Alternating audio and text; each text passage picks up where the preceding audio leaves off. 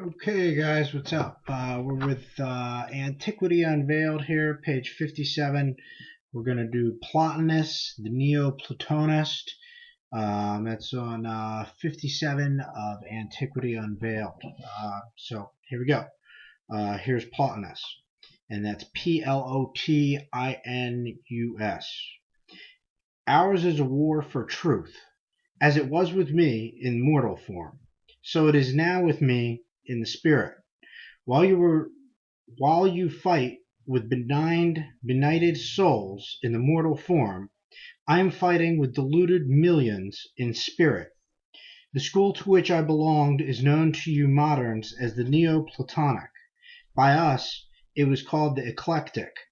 The founder of this school was Ammonius the Peripateic, and that's Ammonius, the Peripatetic. But the person who really furnished the materials for this school was Apollonius of Tyana, and all the ideas of this school ever gave forth under Potamon.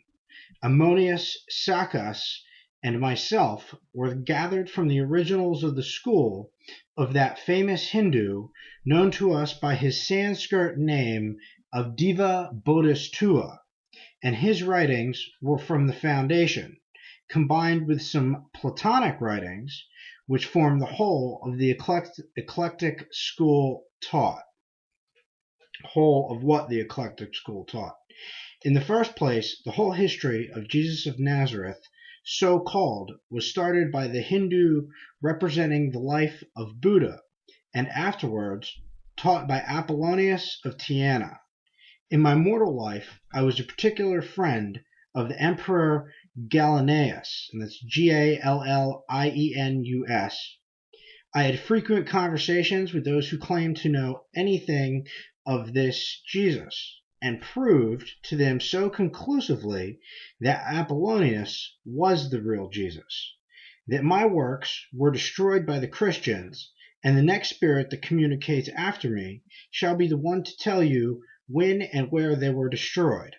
This pope comes here by force of my mediumistic power. I acted precisely in the same capacity to the Emperor Gallienus that Apollonius did to Vespasian. That is, I was his oracle. I obtained almost all your modern physical phenomenon. I had independent writing on copper plates, which were closed and scaled together, and the writing was produced on the inside of those plates. I also taught in my own house on 2 days of the week while in trance or an ecstatic state. It is by the mediumistic power of the so-called heathens that the Christian interpolators and destroyers of other men's good works are compelled to come back here and confess their rascality. Fight them faithfully on your side, my good brother, and you will find that one Plotinus will ever help you when he can. I have exhausted the time allotted to me for this sitting. Goodbye.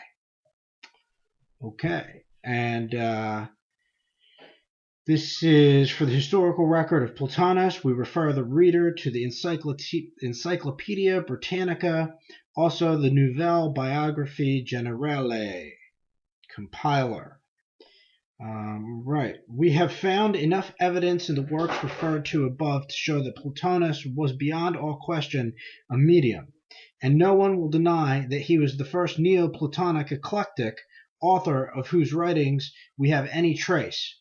It is the spirit of this truly great and good man who comes back to testify to the facts regarding the Christian scriptures and religions, which absolutely confirms the spirit testimony of Ulphilas, Apollonius of Tyana, Vespasian, Deva Bodhisatoua, Felix, Ignatius, Gregory, Hegesippus, and many others. That the original source of all that is called Christianity was the scriptures of Buddhism, introduced in Western Asia, Europe, and Africa by Apollonius of Tyana, afterward modified by Ammonius the Peripatetic and Potamon, Ammonius Saccas, and Plotinus himself.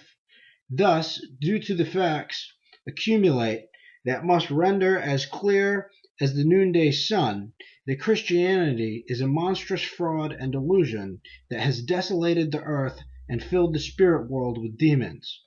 The reader may imagine with what curiosity we awaited the next control. That was to show the power of Plotinus, the spirit medium, to compel a Christian pope to disclose the most important secrets of his church. Reader, we are about to bring to your notice facts that must prove beyond all question not only the authenticity and the truthfulness of this astounding communication, but also the wonderful attributes of the medium through whom they are given. Read attentively the facts that we are here about to lay before you, and doubt if you can that high and beneficent spirits are behind the revelations of truth being made through him and recorded and published by ourselves. The communication referred to was from the spirit of Pope Gregory. And I'm going to stop there on Plotinus and do Pope Gregory next.